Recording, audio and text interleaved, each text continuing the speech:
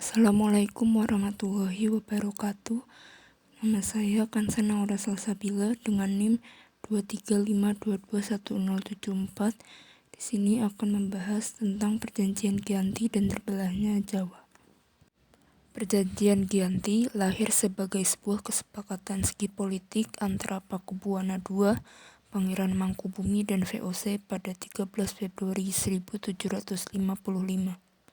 Nama Giyanti diambil dari lokasi penandatanganan perjanjian, yakni Desa Janti, yang dalam pelafalan Belanda tertulis Lianti, namun dibaca Giyanti. Tempat tersebut sekarang bernama Dukuh Kerten Jantiharjo, Karanganyar, Jawa Tengah. Perjanjian Giyanti dibuat dalam rangka meredam api konflik yang terjadi berlarut-larut. Pasca perpindahan Keraton Kartosuro ke Surakarta, api dari peristiwa geger Pacinan belum mati tepat di sumbunya. Mangkubumi yang membantu Pakubuwana II dalam meredakan api konflik mendapat hadiah berupa sebidang tanah dari Pakubuwana II. Namun, luas tanah yang diberikan menimbulkan kecemburuan. Salah seorang pangeran mengeluhkan ketidakadilan ini kepada Gubernur Jenderal Baron van Imhoff. Lantas beliau mengeluarkan keputusan yang membuat tanah tersebut tidak jadi dimiliki oleh Mangkubumi. Akhirnya dia bertanya kepada kakaknya Pakubuwana II bahwa daripada menimbulkan masalah, lebih baik dirinya disingkirkan supaya tidak bisa kembali ke Jawa. Kemudian Mangkubumi diberi 3.000 rial untuk bekal hidupnya dan beliau berangkat pada malam hari. Sejak itulah perang Mangkubumen pecah, ribuan prajurit Jawa dan Belanda tewas. Perlawanan ini membawa Gubernur VOC Nicholas Harting ke Jawa Utara untuk mengambil sikap. Menyelamatkan daerah operasionalnya secara tertutup, Harting melakukan perundingan dengan Pangeran Mangkubumi. Setelah berkali-kali melakukan perundingan, Harting bersepakat dengan keinginan Pangeran Mangkubumi yang juga hendak menjadi penguasa di tanah Jawa. Pada 23 September 1754, nota kesepakatan antara VOC dan Mangkubumi terlaksana, dan nota tersebut disampaikan kepada Pakubuwana III pengganti Pakubuwana II. Nota tersebut menyatakan bahwa Pangeran Mangkubumi mendapatkan wilayahnya.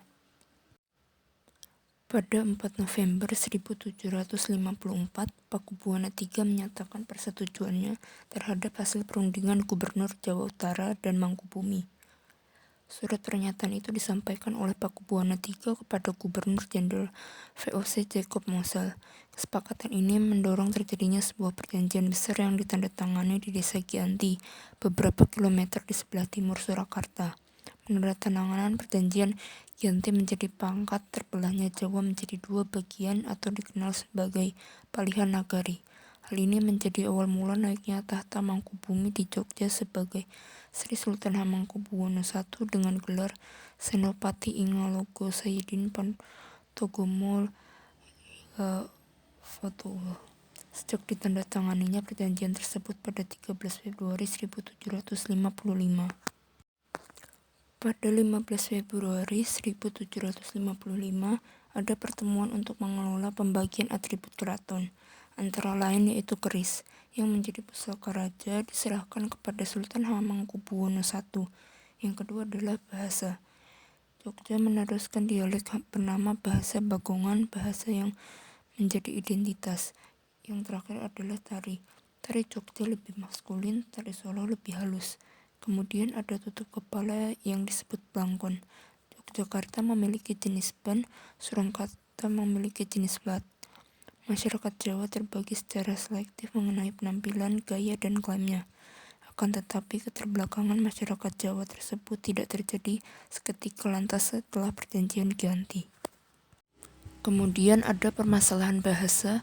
Sebenarnya ini adalah karena lingkungan. Kita tidak mengetahui perubahannya di masa pemerintahan siapa. Bahasa tidak bisa berubah begitu cepat 1 atau 2 tahun, tetapi memerlukan waktu 20-50 tahun. Proses pembagian wilayah dan aspek-aspek lain seperti bahasa mengalami proses yang panjang seiring waktu. Pembagian wilayah hanya terdapat di dalam pembicaraan berkepanjangan dan dilakukan selama hampir 20 tahun. Perjanjian Giyanti yang tidak menunjukkan pembagian wilayah menimbulkan rentetan peristiwa seperti wilayah yang tumpang tindih satu sama lain. Contohnya wilayah Jogja yang dikelilingi wilayah Solo dan juga sebaliknya, mengakibatkan kecenderungan konflik di antara keduanya. Pasca perjanjian Giyanti, Raden Mas Said atau Pangeran Sambernyawa yang membantu Mangkubumi masih memberontak. Pangeran Sambernyawa yang juga keturunan asli Pakubuwana menentuk hak atas penguasaan wilayah. Dalam gerakannya pada Oktober 1755, Pangeran Sambernyawa berhasil mengalahkan satu kelompok pasukan VOC. Kemudian pada Februari 1756, beliau juga hampir membakar keraton yang baru saja dibangun di Yogyakarta. Setelah bertahun-tahun berperang, VOC akhirnya menyelesaikannya dengan menandatangani Perjanjian Salatiga 1757 yang membuat Jawa semakin terpecah belah. Pada perjanjian ini disepakati bahwa Pangeran Sambernyawa mendapat sebagian wilayah Kasunanan Surakarta. Dengan wilayah kekuasaan yang dikenal dengan Kadipaten Mangkunegaran, Pangeran Sambernyawa pun berjatah tahta dengan gelar Kanjeng Gusti Pangeran Adipati Arya Mangkunegara Lenono Jayamiseso Senopati ing Alogo Satrio Rogo Mataram ing Nagari Surakarta Adiningrat. Keterbelahan Jawa ini belum berhenti di era berikutnya. Pada tahun 1813, di masa Gubernur Jenderal Thomas Stamford Raffles dari Kerajaan Inggris, Kesultanan Jogja juga terbelah dengan lahirnya Pakualaman. Dengan demikian, tanah Jawa memiliki 4 pemerintahan berbeda, masing-masing tumbuh dengan perbedaan model dan orientasi politik. Hal ini juga mengantarkan Jawa pada rupa yang beragam. Dinamika politik yang digerakkan oleh angin revolusi pada pertengahan 1940 membuat tiap dari mereka memiliki nasib yang berbeda. Hal ini berujung pada perbedaan status hingga hari ini.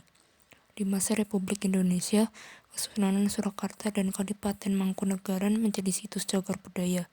Sementara wilayah Yogyakarta yang di dalamnya juga terdapat Pakualaman menjadi daerah istimewa. Terima kasih. Wassalamualaikum warahmatullahi wabarakatuh.